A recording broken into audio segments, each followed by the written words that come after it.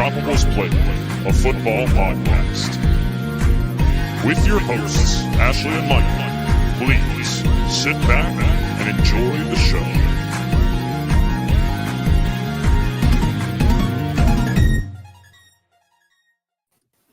Hi, everyone, and welcome back to the Undroppables Playbook, a football podcast presented by the Undroppables and sponsored by Analyst Depot. I am one of your hosts, Ashley. This is my lovely co-host, Michael Duncan. How are you? I think that I had something clever to say, and then I forgot what it is. So Really hot start. I'm fine. Good. Well, happy Thanksgiving Eve. Happy Thanksgiving Eve. That's dumb. I don't like that. I know. I don't know how we have, in the United States, have adopted this into a holiday of its own where you are subjected to go see old high school people. No, I have never done that. I will not be grouped in on that. You did it last year, even though it was miserable. It was miserable. Why does no one likes it? No one likes I will never do it again. It's the only year I actually did it, and never again. I'll never do it. I'll never do it. Unless I recommend not. No, I'll never do it. Unless I become rich. Like very rich true. Beyond my wildest dreams, then I'll happily do it. And I'll because then you have something to flaunt. Exactly. Right now I have nothing to flaunt. So not worth it. I mean, I have my dog, but she's not allowed in bars. So yeah. Last year I paid cover and ended up staying for like 20 minutes, and I was like, this is not it. 10 times worse. Yeah. So if you are enjoying this lovely Thanksgiving Eve, I hope you have a better time than I did, because that was not fun. No, Jake, I will not. Jake always tries to get me to go to the freaking place where everyone goes, and I hate it there. Yeah. Because every time I go, there's like... You're teleported back to high school. I just don't need that. No. Unless I'm trying to lose weight. That was a good one. Thanks. I was very skinny in high school as a stick. Me too.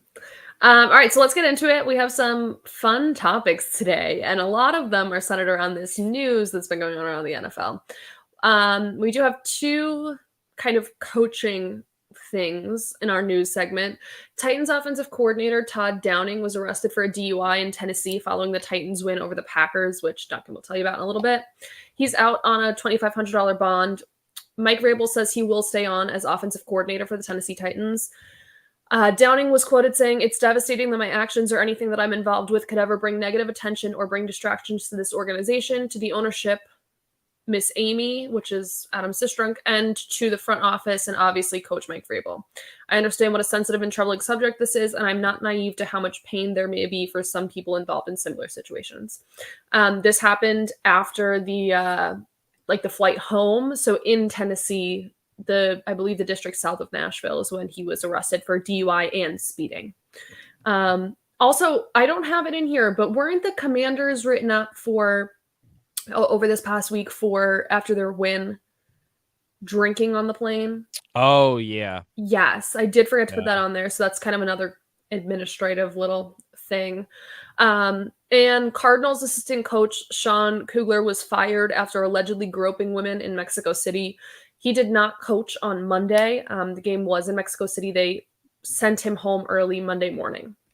I just have to sneeze, so if you want to read the next part. Yeah, so he did. I'm sorry. What part? No, it's okay. It's okay. I'll continue. So yeah, he did not coach Monday. There are a couple of releases and signings. The Broncos did release running back Melvin Gordon. Look, I don't want to make it sound like I'm not listening.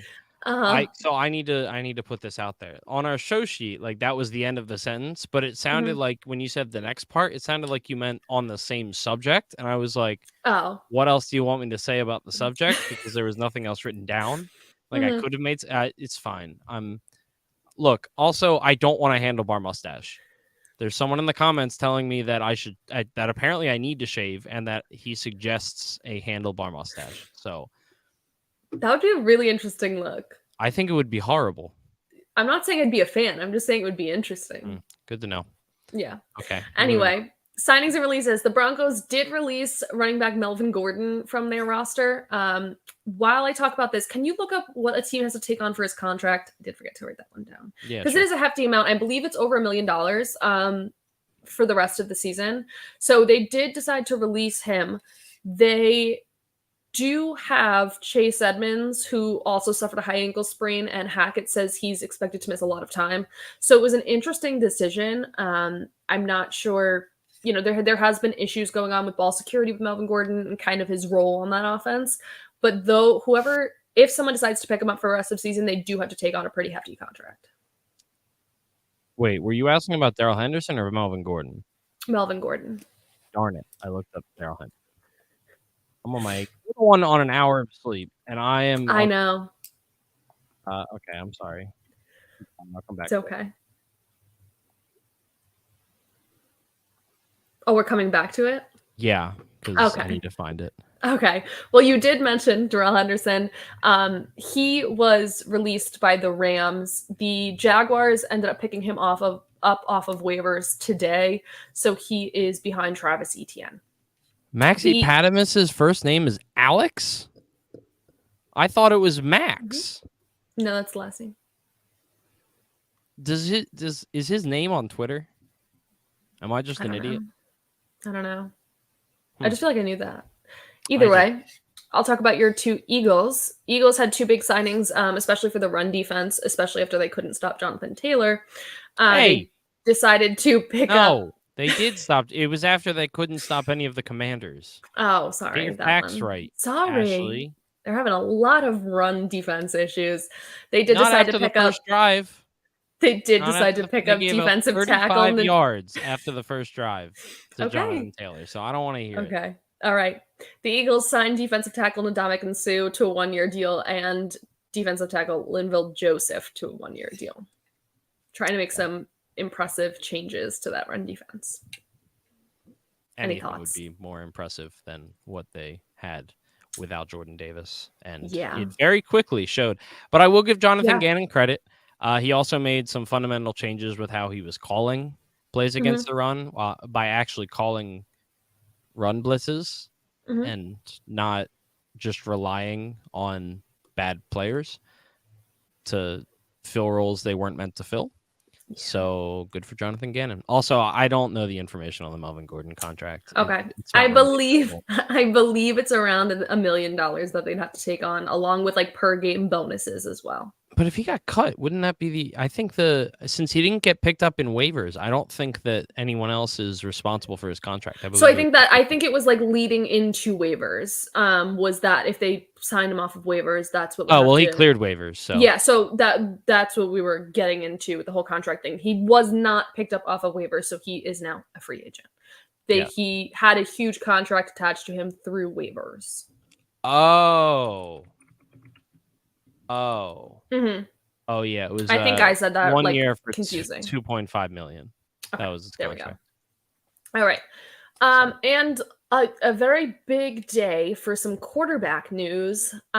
Texans decided to bench Davis Mills and start Kyle Allen. This past week, Mills had a 57.6% completion percentage. The Texans have been 32nd in total yards per game on offense and 26th in passing yards per game. They say it's kind of just to try and give the offense a little bit of spark. Any thoughts?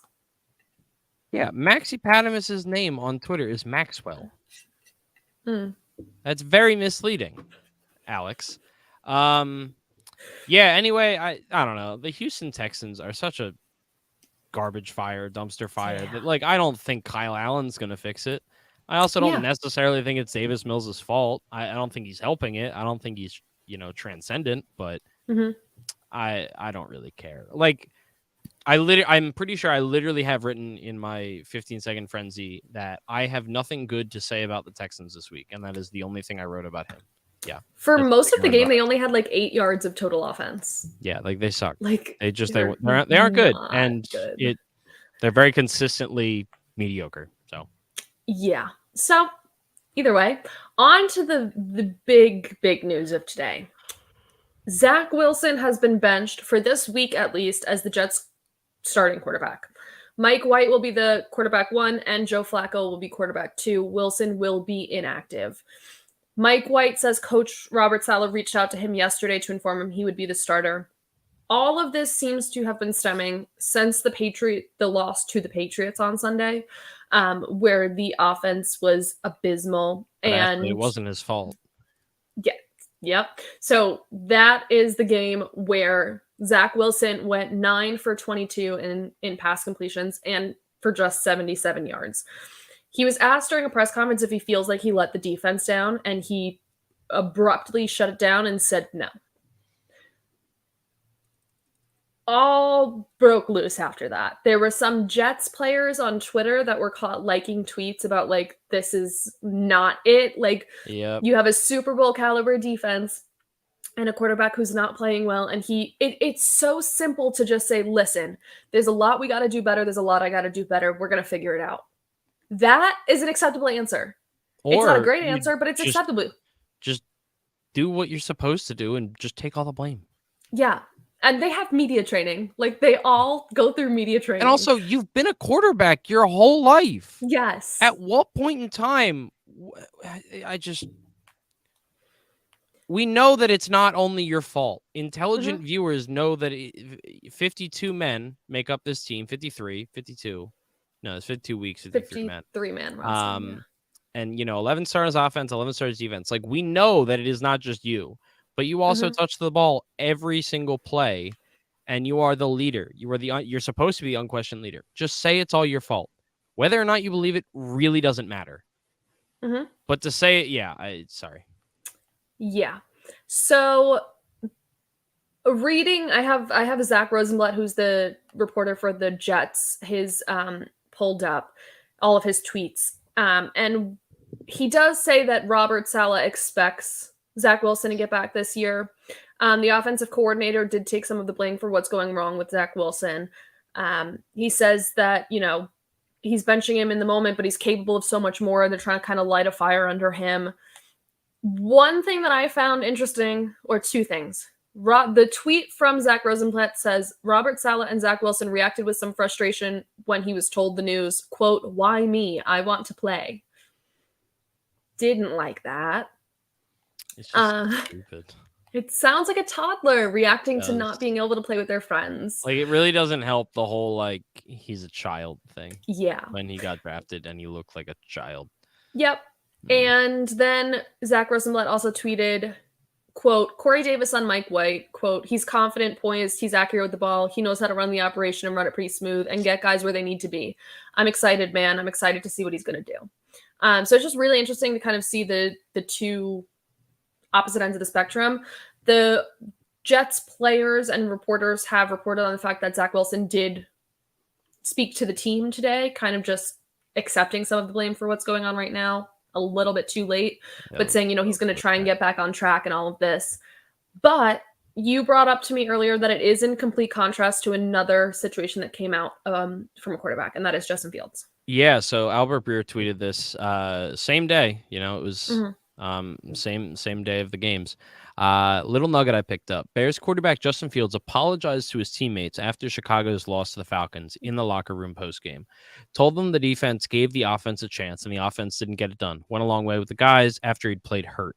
My understanding, still Albert Breer, is Fields' defensive teammates stopped him as he was finishing the apology, told him they had his back. Really cool moment for everyone there, and a nice sign of where Matt Eberflus has taken the culture in Chicago. And that's coming from a dude who has just been balling out recently, like been playing out of his mind, comparing it to the situation with Zach Wilson, who has not been balling out of his mind. And yeah, it's just, yep. Yeah, it's just such a I think it's just interesting to put them into perspective. And you said something too. It's interesting to look at because they did draft Zach Wilson where they drafted him. And this isn't like a 10-year vet versus like this isn't Matt Ryan doing this. This is the guy that was drafted in the same year as Zach Wilson. I'd say 90% of people that were informed about the NFL draft thought that Justin Fields was probably the better prospect. And the Jets did the unthinkable and drafted Zach Wilson at number 2 overall. Look where we are. Also forgot to mention in the news segment, Sam Darnold is the starter for the Panthers this week. They're switching it out, and now Sam Darnold is starting because we're letting everyone start for the Great. Carolina Panthers this year. Let's get into some injuries for quarterbacks. We were just speaking about Justin Fields. So Bears quarterback Justin Field is considered day-to-day with a dislocated shoulder that he played through on Sunday. It's been reported that there was some kind of surrounding damage. Even though he's listed as day-to-day, he's not fully... Eberflus has said he's not fully ruled out that the injury could be season-ending because of the dislocation. It is an interesting situation and something that seems super fluid. He's either day today or season ending. Yeah. So it seems to be a super fluid situation with lots of variance here. So in case anything does happen, the Bears backup quarterback is Trevor Siemian. Rams quarterback Matt Stafford returned from his concussion to play against the Saints this week, but left the game early with another head injury. Sounds like the Tua thing all over again. It was a little, I don't want to say less scary, but not as... there's really no way to say that. Visually obvious. Yes, there we go. So he did end up leaving the game, and he has officially been ruled out this week. Rams quarterback Bryce Perkins will get first-team reps. He's a former undrafted free agent from Virginia, and this will be his first start. Packers quarterback Aaron Rodgers confirmed today that he's been playing with a broken thumb on his throwing hand since week 5. That's been swollen, bruised, and affecting a little bit of accuracy.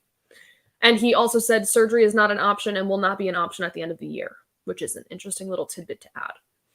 Ravens quarterback Lamar Jackson did not practice today with a hip injury. Not something I'd look crazy into, just something I wanted to note. For running backs, Bengals running back Joe Mixon is in concussion protocol, and Chiefs running back Clyde Edwards-Helaire has been placed on IR with a high ankle sprain.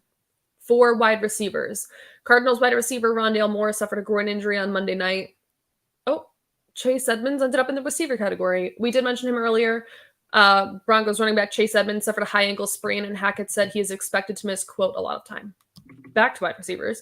Chiefs wide receiver Kadarius Toney has a hamstring injury. Same injury that he was plagued with while he was on the New York Giants. Shocker. Yeah. Chargers wide receiver Mike Williams returned to play this week. It was kind of short-lived as he left the game after re-aggravating his high ankle sprain. Only had one catch in the game. And Giants wide receiver Wan'Dale Robinson will miss the rest of the season with a torn ACL because that is what the Giants needed. Another person not being able to catch the ball. For tight ends, Falcons tight end Kyle Pitts has been placed on IR with an MCL tear, which will most likely require surgery. It is listed as indefinite IR, so there's really no kind of... They're going to shut him down. Yeah. He's done.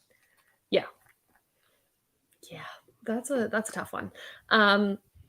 For offensive line, Ravens left tackle Ronnie Staley hurt his ankle and left the game early. Browns center Ethan Pochik, I think that's how you say it, will miss several weeks with a knee injury. Colts guard Matt Pryor spent some time in the hospital on Sunday with an undisclosed illness. He was released later that day. Raiders offensive tackle Colton Miller was out with a shoulder injury, and Patriots center David Andrews will miss... So when I originally looked at the reports, it said a lot of time with a thigh injury. He is listed as questionable for this week. He's not fully listed as out yet, so something to keep an eye on. But him not being there is a huge loss for the Patriots, and it was evident after he left the game on Sunday. For defense and special teams, Ravens safety Kyle Hamilton left the game with a knee injury, but Harbaugh says he's stable and trending in the right direction. Panthers linebacker Corey Littleton injured his ankle in the game and was seen afterwards in a walking boot. Saints defensive end Peyton Turner is week to week with an ankle sprain. Titans edge Danico Autry will miss some time with a knee injury. And Giants cornerback Adoree Jackson has an MCL sprain after a intriguing decision by the New York Giants to use their number one cornerback as their punt returner, and that is where he got hurt. He will not be playing with the team tomorrow on Thanksgiving. I do want to point out that you did not write intriguing. You tried to write stupid, but you spelled it stupid. There we go. Also, Andrews with the Patriots, he is going to attempt to play through the injury. Okay. He did practice today. I looked that up while you were talking. So perfect. Thank you. And I know we really don't have our good news segment as much as we used to, but there is one piece of good news I wanted to point out. Lions wide receiver Jameson Williams has been cleared to return to practice. In preseason, he was diagnosed with, I believe, leukemia. I should have looked that up. Some form of cancer, but he has been cleared to return to practice. It is not believed that he will play tomorrow, but expect him back in the near future. did you say Wait, Jameson Oh no, Williams? his was ACL. My apologies. Yeah, you're His was thinking of ACL. you're thinking of dude Yes, on the the other Texans. one. I got the other one. They got them switched up. My Oh my apologies. God. Scary. ACL. I thought I zoned out again. No, that was my fault. Yeah, no, My you're bad. thinking of Yes, I can't think of it, and that's why it got John all Mechie jumbled III. up. Mechie, John there we Mechie go. III. Yep. All right, there we go. So he's returning to play for the Lions after his ACL injury. Either way, Michael Duncan, lead us into our 15-second frenzy. Yeah, so as always, I'm going to have 15 seconds. Ashley's going to time me, and I'm going to have 15 seconds per game this past week to tell you what happened or what I think is important for you to know. Perfect. So whenever you're ready, you can count me in. All right, 3, 2, 1, go. Titans versus Packers. Christian Watson continues his incredible stretch of catching touchdowns with another 2 on Thursday night. It was also a great night from fellow rookie Treylon Burks in his return as well, which was probably one of the best games the Titans have played this season. Henry even threw a touchdown pass. Next. The Jets versus the Patriots. Woof. What a game. Great defense on both sides of the ball, and that was basically it.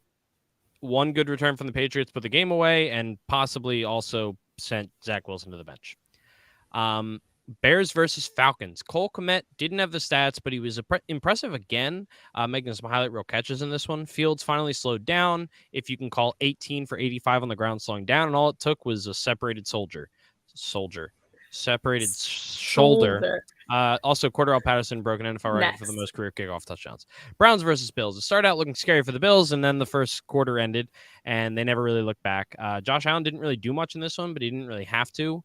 Singletary and James Cook each had a great game to keep the lead against the Browns, and Nick Chubb only went 14 for 19 on the ground. Next. Eagles versus Colts. Nick Sirianni was seen losing his cool at the end of the game as Jalen Hurts put the team on his back and the sea parted for him as if he was Moses to score the game-winning touchdown. Shout out to the defense for showing up, and honestly, good for Jeff Saturday. Another game, another very well-coached game, and you can tell that this team really likes to play for him. So, Rams versus Saints. Both of these teams now have 7 losses, and neither of them has their own first-round pick. That's not good.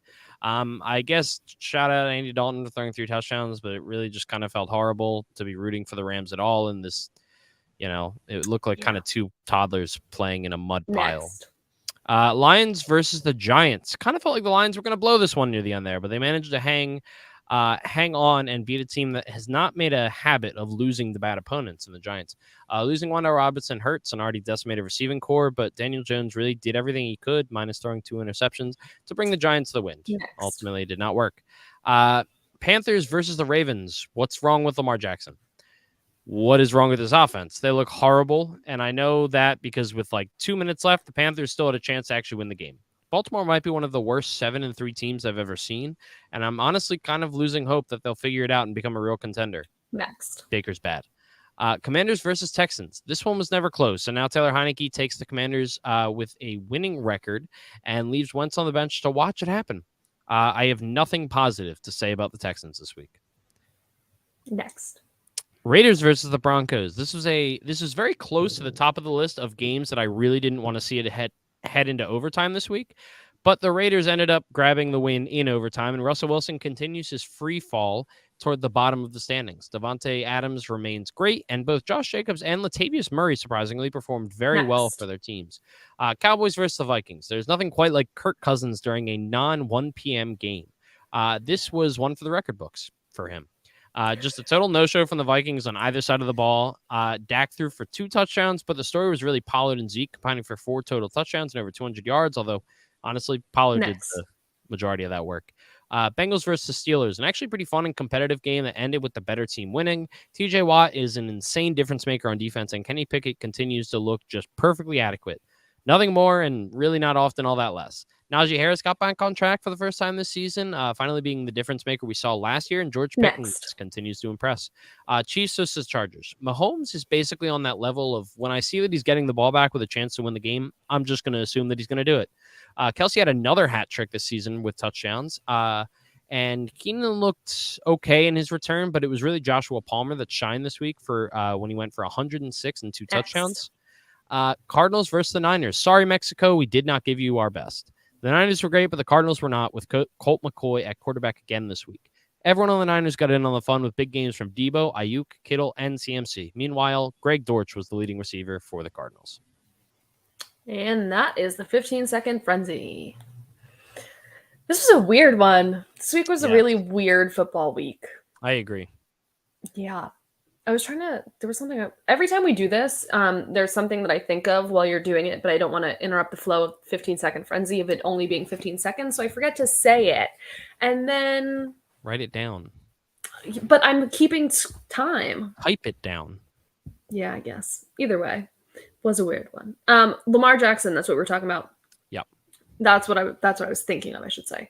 I completely agree with you, but the more interesting aspect of it too is if they don't figure it out, do the Ravens keep Lamar Jackson? No, that's what we talked about before the season, and I think they will, because I think they understand how hard it is to get a franchise quarterback. Mm-hmm. But I also don't know if he's really helping himself. He's definitely not helping himself money-wise. Mm-hmm. He just has to really hope that he's not really hurting himself monetarily either.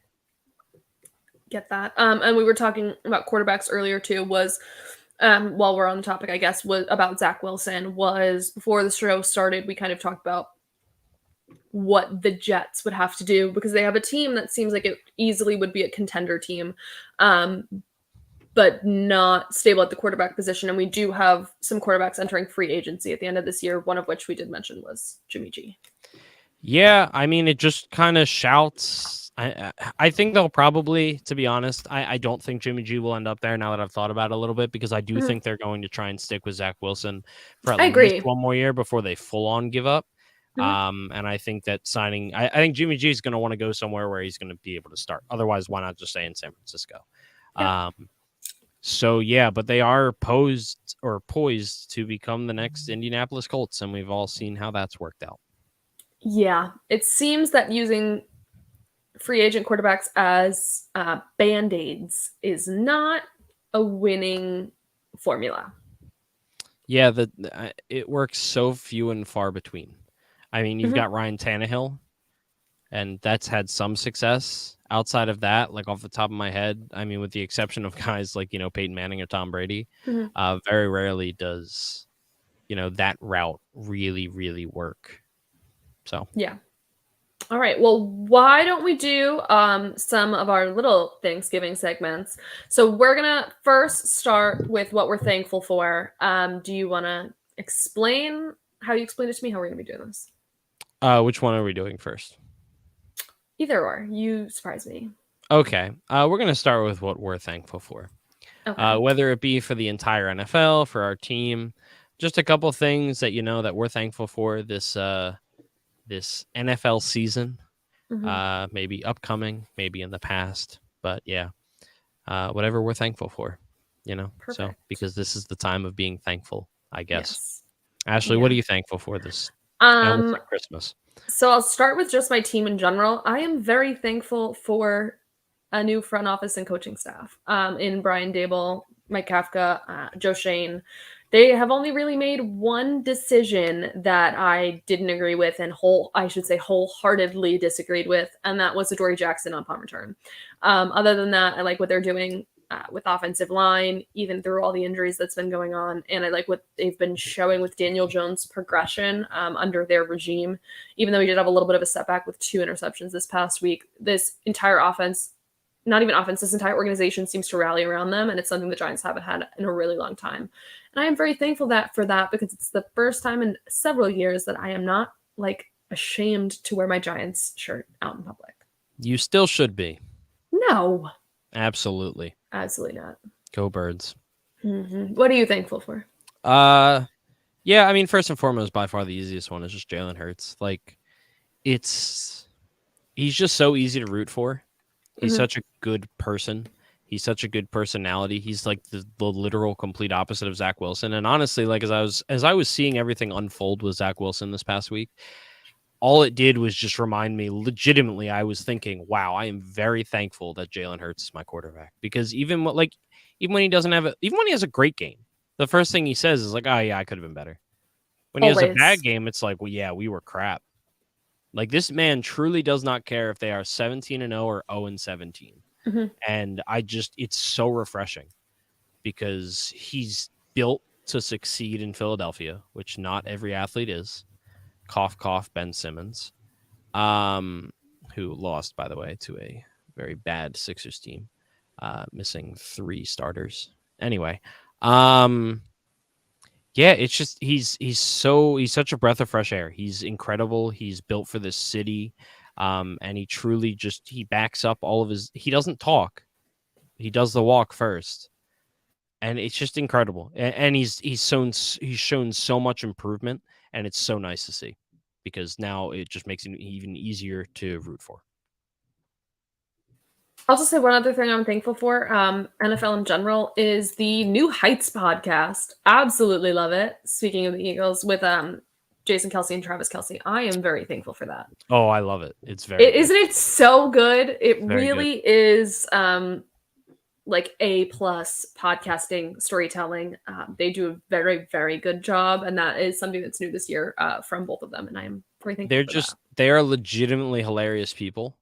I already knew that Jason Kelce was an incredible person, but I love the way that they interact with each other. It's so wholesome, and it's just so. I really love it.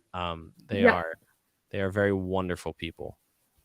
But yeah, so I'm going to remove Ashley from the feed for a second. So now it's just me. Yes, Dan, he did.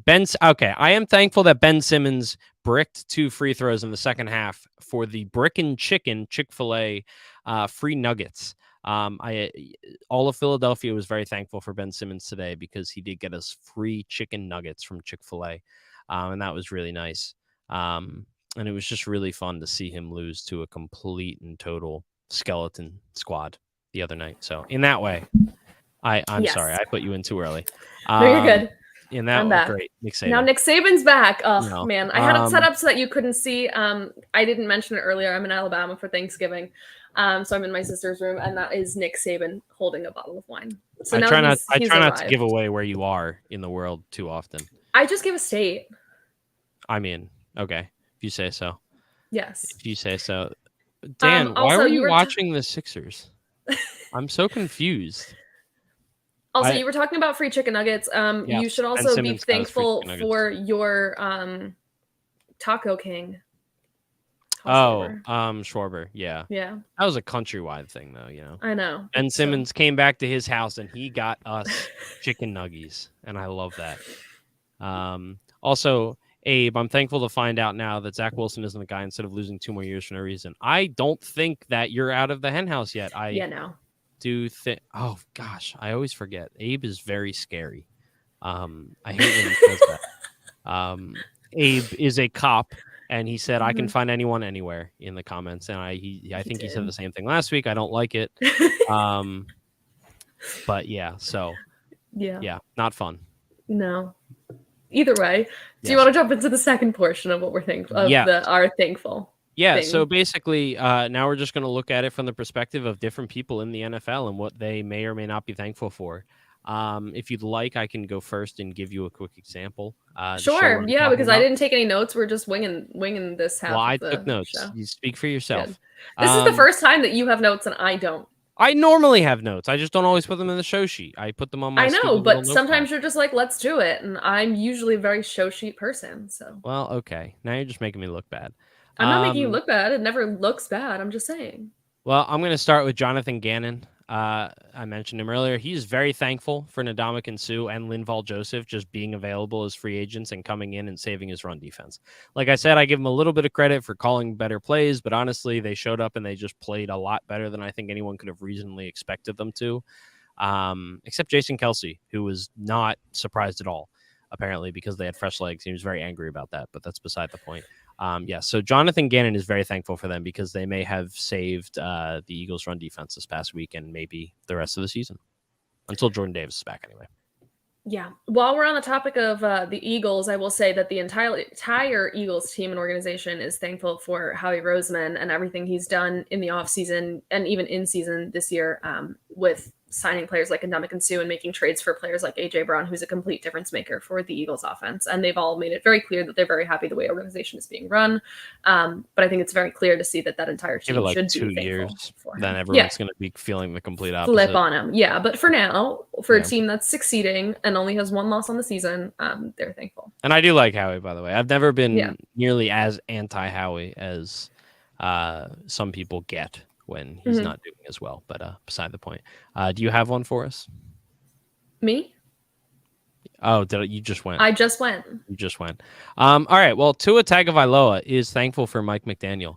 Mike McDaniel has gone out in there and taken Tua from looking like kind of a bust, an up and down first 2 seasons, and now he's legitimately in the MVP conversation. He's throwing the ball like there's no tomorrow. That offense is humming on all cylinders, and I think really more than anything it shows, first of all, how important wide receivers are, but how important coaching is to young quarterbacks. I mean, they can really make the difference. Like Patrick Mahomes would still be successful, but he would not have been as successful as early in his career as he has been if he wasn't paired with Andy Reid. Of that, I truly believe is true. And I think that Tua is now very thankful that he has found Mike McDaniel. Mike McDaniel has found him, and something is clicking there in that offense. And yeah, I think he's just all of a sudden, we went from the conversation being, Deshaun Watson or Russell Wilson or Aaron Rodgers or Tom Brady to Miami too. I guess they have their quarterback for the next 10 to 15 years. Maybe some people still aren't buying in, but Tua literally hasn't lost when he started a game this season and finished it. So he's been great. He's been really, really great. And I think Mike McDaniel is probably front runner for Coach of the Year for that very reason. So I completely agree.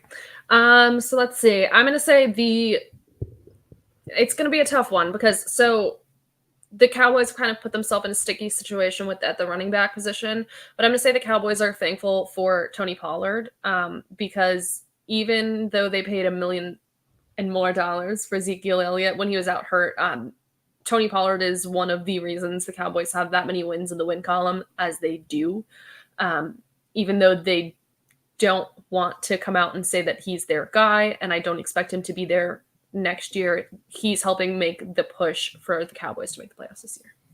Yeah, Pollard's been incredible, and he's going to be a free agent. Meanwhile, if they cut Zeke next year, he will have an $11 million dead cap. But they would save a ton of money down the line, but it's still not great. It's still a very bad contract. It was bad when they signed it. And it's even worse now that the world is starting to realize that Tony Pollard really is better than Zeke, and we weren't just making it up or overreacting because Tony Pollard had a good play here or there. So, yep. Anyway, my next one. I would say that the Cowboys are also thankful for time zones. Because of time zones, they got to play Kirk Cousins at 4:00. And that meant that it was later than 1:00, which meant Kirk Cousins sucks, and the Cowboys got a free win. Yeah. It's a stupid one, but it's one I'm very proud of. Yeah, That's one. All I have there. It's very dumb. No, truly, but it really is, because anytime you take Kirk Cousins out of the 1 p.m. time slot, it doesn't really bode well for the Vikings. Yeah, it's not good. It's hilarious how consistent it is, to be honest. Yep.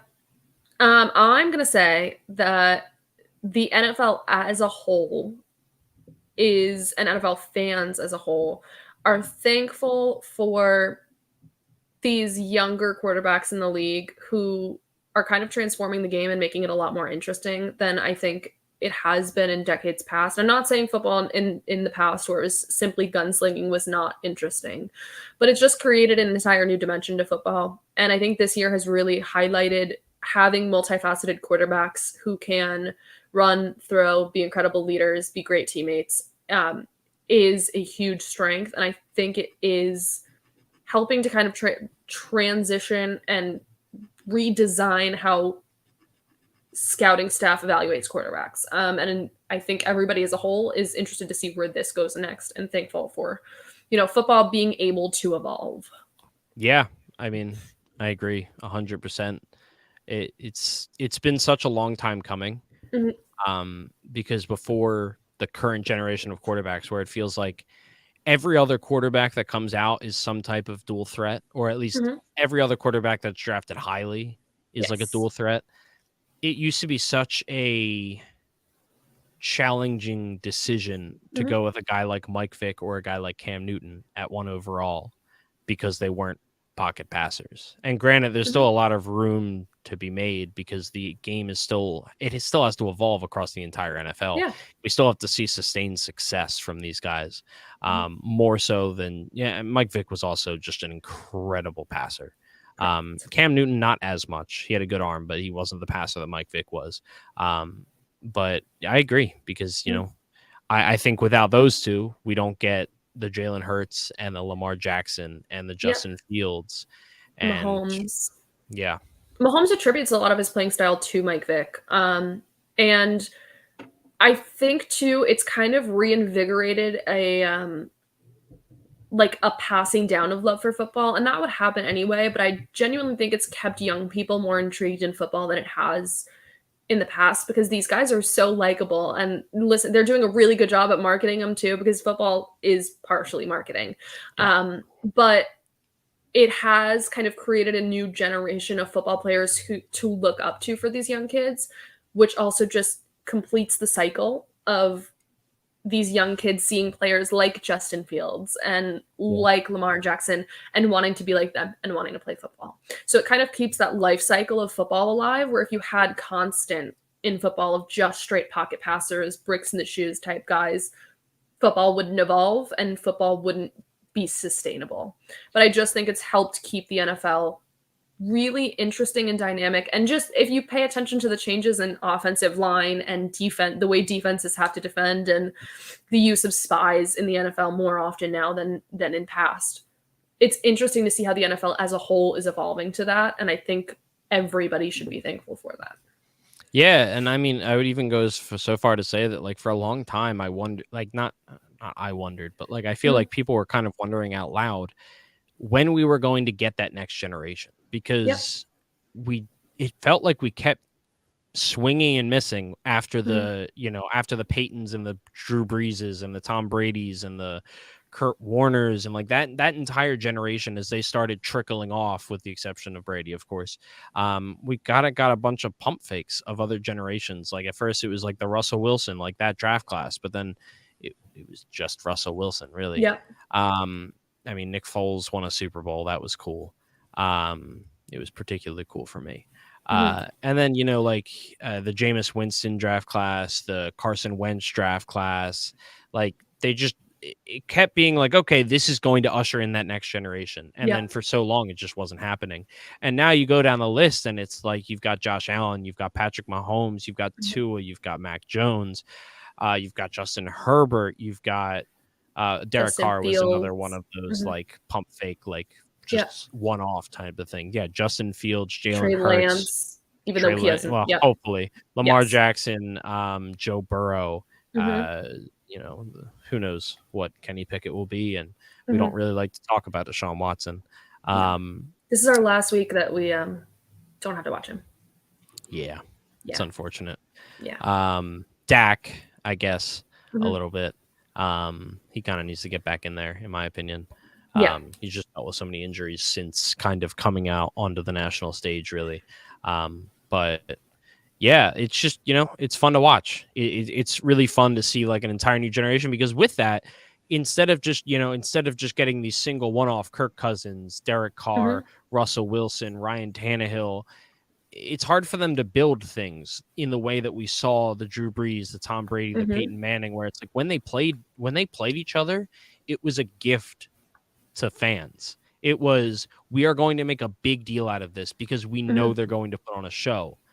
And they've played, you get the stats of, oh, they've played each other 12 times, 3 times in the playoffs. This is what the matchups have been like. And it's just like, it's so fun because like one day, like I'm hoping that I'll be able to tell my kids and they're probably not going to listen to me and they're just going to be like, shut the heck up. And I'm just going to be like, yeah, watching Peyton Manning play Tom Brady was freaking awesome. Yeah. Every time we watched it, it was a nationally televised game. it was just incredible. Drew Brees and Tom Brady toward the end of their careers when they were breaking records. It was so cool.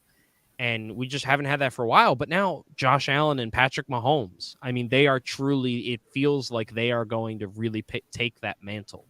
And I think we're going to start seeing a lot more of that, hopefully, across the NFL as this younger generation hopefully grows into their own. I agree. I think it's just exciting. It's exciting to see football change. I think without it, this game would get boring. So being able to see it change is really interesting. But I want to play a game that we usually play, or that has been played in regards to, I was going to say usually play. Not usually. That has been brought up lately.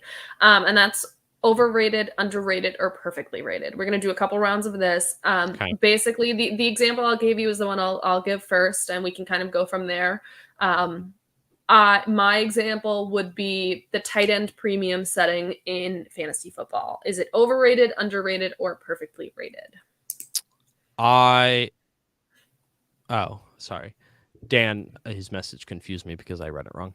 I think it's overrated. I don't know. Really? Yeah, I'm not big into it. I don't know. It's probably fine. I just think there's better ways to fix fantasy scoring than just inflate one in particular position. Like it still doesn't solve the issue of, okay, well then Travis Kelce is just winning by more and they're really bad tight ends. Yeah, they're more playable, but then the guy with Travis Kelce just has even more of an advantage. Like I don't think it changes that much, except it makes tight ends have a bigger outcome on your week. And it's like, do you really want tight ends to have a bigger outcome on your week? I'd rather them matter less. So that's the way I look at it. For me, I think it kind of just helps balance out a fantasy football roster better because you're starting 2 running backs and usually 3 wide receivers and a tight end. So it kind of helps balance that out. I don't know. As of right now, for me personally, I like tight end premium. So I would probably say perfectly rated. Well, I think you're dumb. That's fine. I think you're overrated. Probably am. Great. We can agree on that one. Okay. Do you want to give me one? Okay. The Odell Beckham saga. Oh God. Overrated. You don't care to hear constant updates about where he may or may not want to be signing in 3 weeks? We're getting so close to the point where people are going to start tracking flights, and it's like no, Santa. thank you. Yeah, seriously. Tracker. And me saying it's overrated is coming from someone whose team is seriously in the running for signing OBJ, and I would absolutely love the signing. I am just over the saga and the media and the 2 more weeks. I just got cleared. I'm going to wait till after Thanksgiving, and the 24/7 players constantly being asked about, have you talked to him? And how are you going to try to get him here? And the tweets and the this and that. Just pick where you want to go. Yeah. And I don't even blame him. Like I no, blame not the at media all. more than anything. 100%. Like he's just out there living his life. I give him credit. Like I wish more players would do exactly what he's doing because I think it's awesome. Yep. Like it's basically going on a sabbatical. Like I think that's awesome. It's taking disability from work and just actually not working. I don't know. I love it. But I hate the way the media is portraying it, and I hate the constant updates. I just don't care enough because chances are he probably won't change that much when he gets to it. Like I just don't expect him to have as big of an impact as we're acting like we're acting as if this is Peyton Manning entering free agency in the offseason, when actually it's getting like a 31-year-old wide receiver coming off of his second torn ACL in the Super Bowl as late as you can possibly do it to join a brand new team after the trade deadline, after week 11. It is so unlikely to actually I think it's just people clinging on to anything because it's the only real name out there available right now. And he's such a huge name. I get it. And that's the media. I don't care enough. Yeah. Yep. All right. Mine for you is NFL international games. Oh, I think they're underrated. I agree. So I've been to one. I was in one in London. And it was incredible. It was I've talked about it a couple times in here. I did the solo pod from London. Because somehow I traveled out of the country and you're the one that took the week off, but whatever. Yeah, it was such an incredible experience, and I'm very lucky to have had that experience. Mhm. And it's so drastically different Mhm. than going to a normal game. And you can even see that when you're watching it on television, like the cheering and stuff. You can tell, like, it's like having two home crowds there. Mhm. You just have a crowd that's cheering for football. They're just Yep. so pumped to watch football. And like Tom Brady, I forget exactly what he said. He said it was something like one of the greatest experiences of his entire career. And like, I don't think he's making that up. And for him to say that, he is now the first Yeah. man to have played in 4 countries: the United Yes. States, Mexico. He played Can't in UK, and UK, yeah. he played the only game in Germany. Yep. Like I think that means something. And like the German crowd was electric. I mean, hearing them on the They TV was wouldn't they awesome. wouldn't leave. They Yeah. literally were in there for hours after the game ended and the players left, just hanging out, drinking, partying and having fun. Like that says a lot. Yeah. Yeah, it's very underrated for me.